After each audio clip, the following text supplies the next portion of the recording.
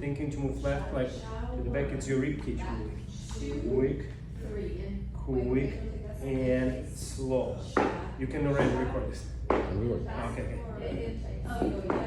So the secret is to use rib cage as your legs. So don't think of the legs.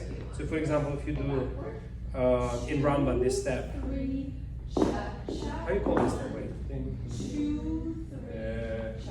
Basic? Yeah, not basic.